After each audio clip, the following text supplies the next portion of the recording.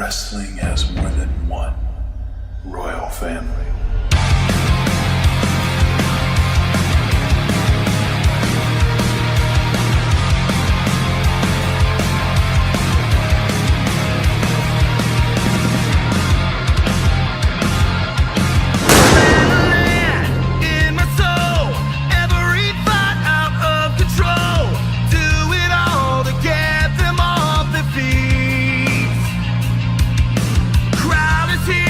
About to blow, waiting for me to start the show.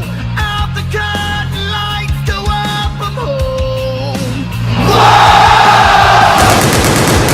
Mama said, when I was younger, hot top free better man. What's up, everybody? It's your boy C-Money, and I'm back with another video because today we got to talk about NXT last night because some pretty interesting stuff happened last night on NXT, and we had to talk about it. I'm sorry, not last night. It was actually two nights ago. But I wasn't able to make NXT reactions yesterday because I had other stuff I had to do. But it's all good because I'm here now. But before we get into that, yesterday, WWE legend, former WWE champion, the Iron Sheik, passed away.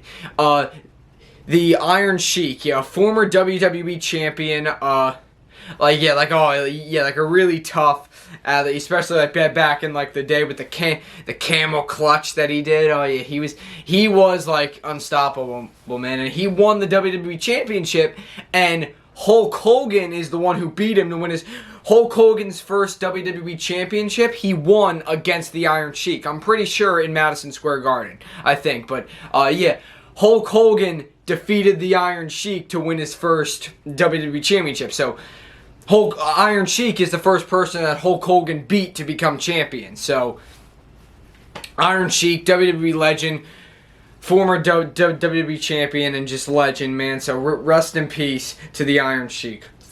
Rest in peace. But now we have to talk about NXT because you don't know if you know that last week NXT, Baron Corbin showed up and attacked Carmelo Hayes after Carmelo Hayes retained his championship against Noam Dar. Baron Corbin attacked him, and so Corbin shows up and he's saying how because again, Baron Corbin is an OG in NXT. He was saying, how he's seeing all the guys now and like all the people who get called up and like just saying how they have egos and like they think they're the best and they think they should be called up. All this is so basically Baron Corbin is just saying, like, just looking at all these guys, like, they're just egos, man. Like and they think they're the best, and they they think they should have been called up in the draft, or they think that they should have been called up to the main roster. So all that, then Ilya Dragunov comes out, and Ilya Dragunov, and he was sick because he had like a bruise on his side from Battleground or whatever when he fought Dijak, and then Baron Corbin said, "Trust me, you're gonna have bruises all over you after I'm done with you." Yeah, because they're going at it, and then they were supposed to have a match on this episode of NXT, but Braun Breaker attacked Dragunov backstage. So yeah, Braun Breaker now has a deal with Dragunov. But then Trick Williams attacked Corbin from behind because Trick Williams getting payback after Corbin attacked Mello. So Trick Williams got payback for that, and that's why Trick Williams attacked Corbin, and then that they had their match. So Baron Corbin and Ilya Dragunov will have a match next week on NXT with then Baron Corbin and Trick Williams had a match this week. Baron Corbin picked up the victory over Trick Williams, and then next week, we're gonna hopefully Carmelo Hayes, because Carmelo Hayes, he wasn't on this episode of SmackDown. He wasn't on this episode of NXT because after Corbin attacked him last week. So, but Mello hopefully will be back next week, and we'll see his thoughts about Corbin. And then, yeah, as I said, Braun Breaker attacking Ilya Dragunov. But that's not all we'll see of Braun Breaker, because at the end of the show, Braun Breaker calls out Seth freaking Rollins. Braun Breaker calls out Seth Rollins and challenges him to a World Heavyweight Championship match. He says, because remember, Seth Rollins, he knows NXT, because Seth Rollins was the first ever NXT champion. And Braun Breaker's like, well, I'm the most dominant NXT champion, so how about you come down here to NXT and put that World Heavyweight Championship on the line? So we're going to see a World Heavyweight Championship match possibly next week on NXT or something. Like, what? Like, oh yeah, Braun Breaker, Seth Rollins, if they actually have that match next week, oh my, for the World Heavyweight Championship, oh my gosh, that is going to be awesome. But, so yeah, so Braun Breaker calling out Seth Rollins.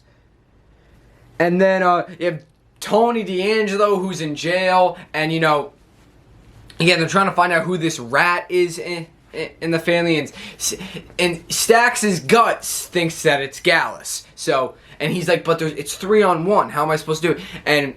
And Tony D says, you're the underboss. Figure something out. Take out Gallus.